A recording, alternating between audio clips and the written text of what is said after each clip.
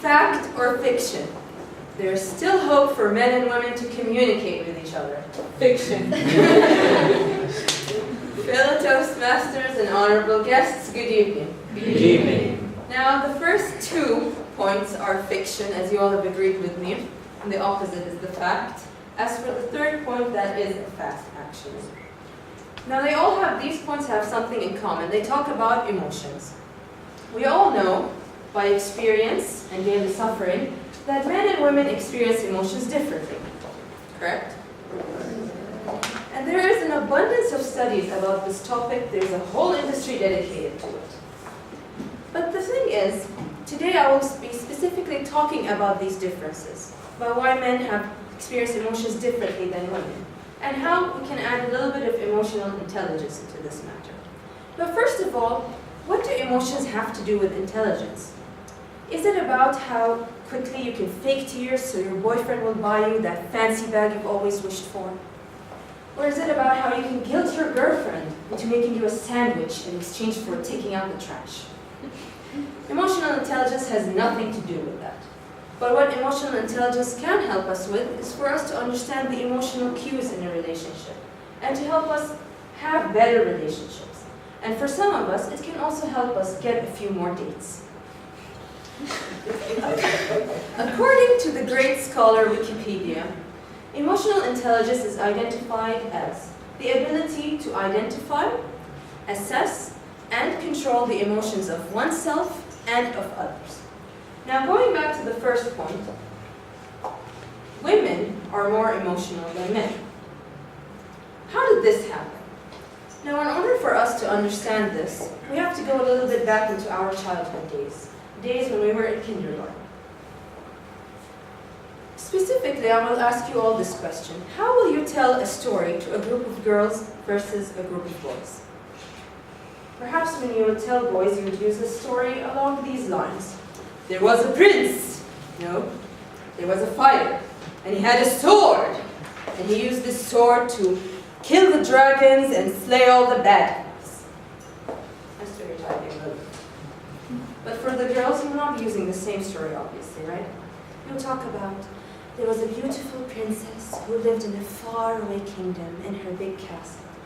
In the mornings, she would play with her friends and meet with her friends and play with her pets in the afternoons. And by night, she would spend some time reading to the poor and the elderly. Now, I'm a little bit generalizing here, but how do these different storytelling techniques have to do with emotions and with children? You see, according to a study in 1993 published by Brody and Hall, girls are exposed to a wider range of emotions at such a young age. When parents actually make up stories, they use more emotional words when they're telling stories to daughters versus their sons. And actually, when mothers talk to their daughters about feelings, they talk about the emotional state of such feelings. However, with their sons, they talk about the cause and consequence of such feelings, like emotions, such as anger, for example. And as a result of this, girls become more experienced linguistically in expressing their emotions versus boys.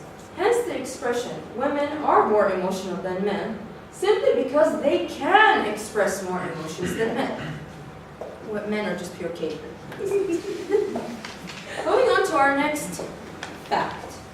Men don't like talking about their feelings. You see, I'm sure it's every girl's dream to just have her boyfriend come one night. Honey, I feel really upset today. Can we just get ice cream and talk about it? If you ever find a guy who does say that, my advice to you, marry him. You'll say no. So in order for us to understand this, let's go back again to our early childhood days. Daniel Goleman, in his book, Emotional Intelligence, actually discusses this. And he uses a specific scenario of when children are playing in the playground. What happens when the game is disrupted between boys, when someone gets hurt, versus when it's a game between girls? For boys, they are all playing football together, and all of a sudden one of them gets hurt. What is expected of this boy? He's expected to pick himself up and his feelings and leave, so they can continue to play.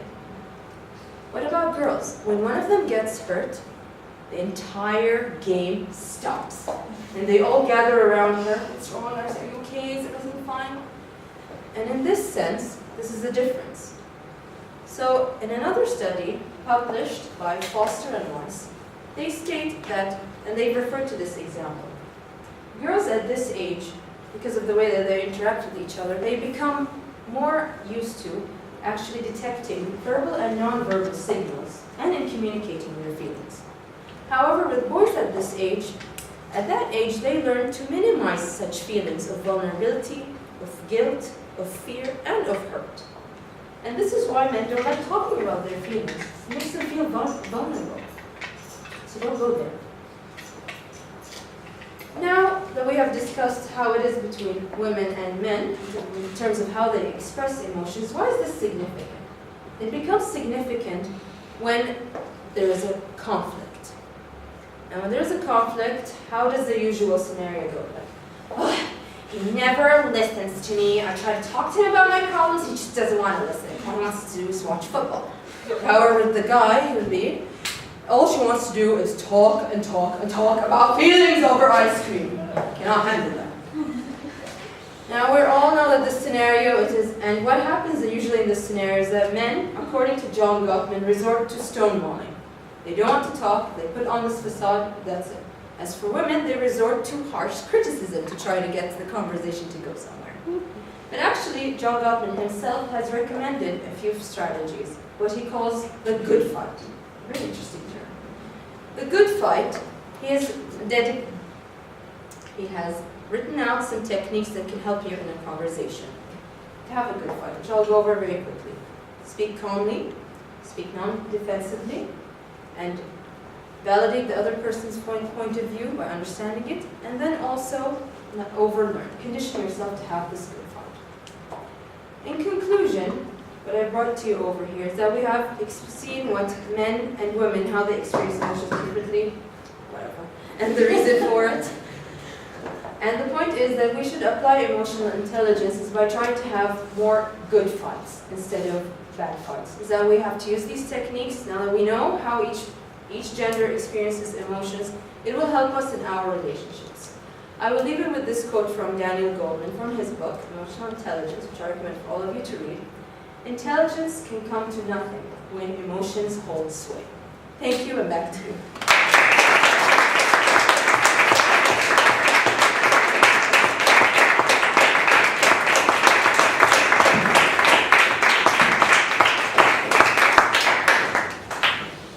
She's gone a long way.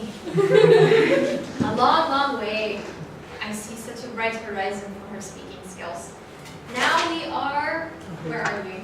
We're at the break. So how many minutes is it? Are we cutting it down? Are we going to eat in this break? Are we allowed to eat at this break session? Yes? Okay, snack time. 10 minutes, people. 10 minutes. Timer, take note. You're noting. Okay, your time is over. Time.